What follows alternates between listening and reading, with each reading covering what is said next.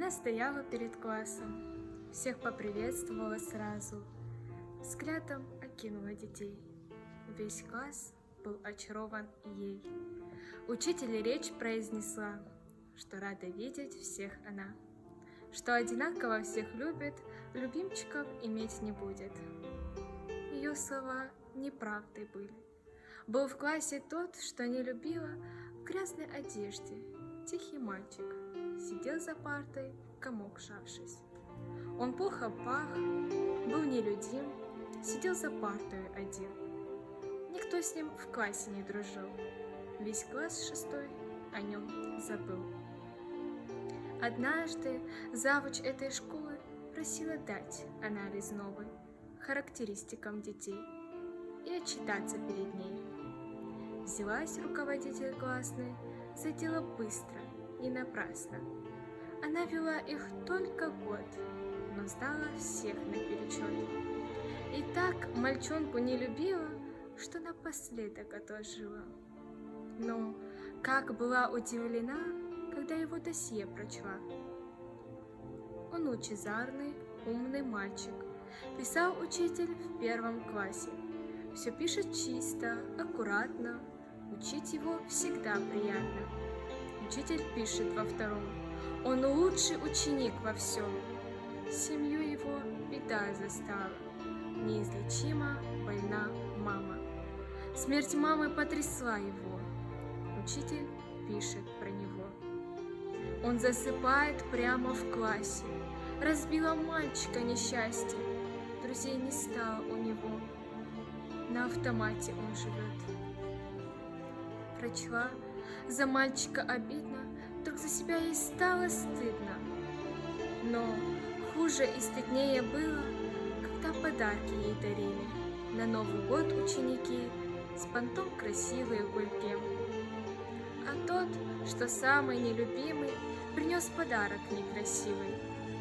В простой коричневой обертке смеялись дети с его свертком. Учитель смех остановила, воскликнула: «Как же красиво!» Сиял браслет его на ней, в нем не хватало 5 камней.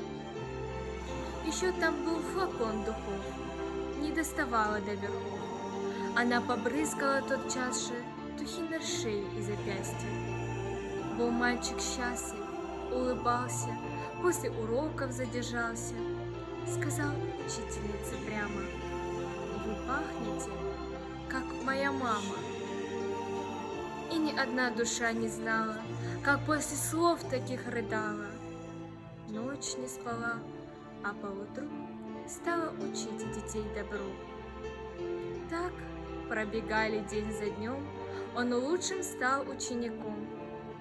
Учитель всех детей любила, его же больше всех ценила. А через год жизнь разучила, она теперь других учила. Под дверью класса своего нашла от мальчика письмо.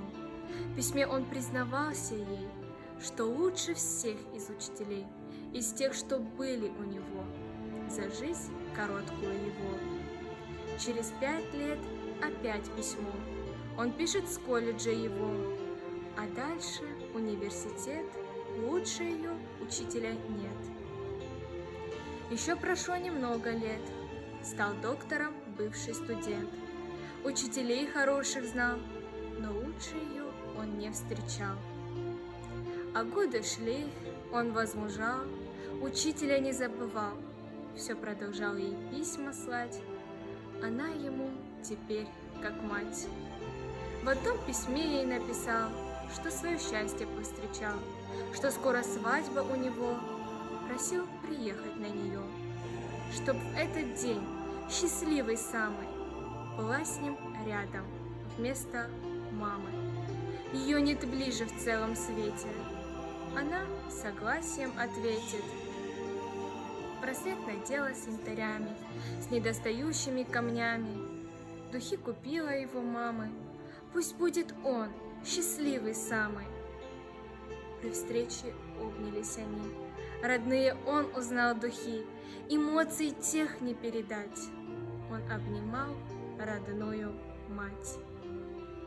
А после радости и слез такие слова произнес: спасибо вам за все, что было, что дали, что верили, что нужность чувствую свою, что верю я и жизнь люблю, что доброте меня учили, вы для меня примером были.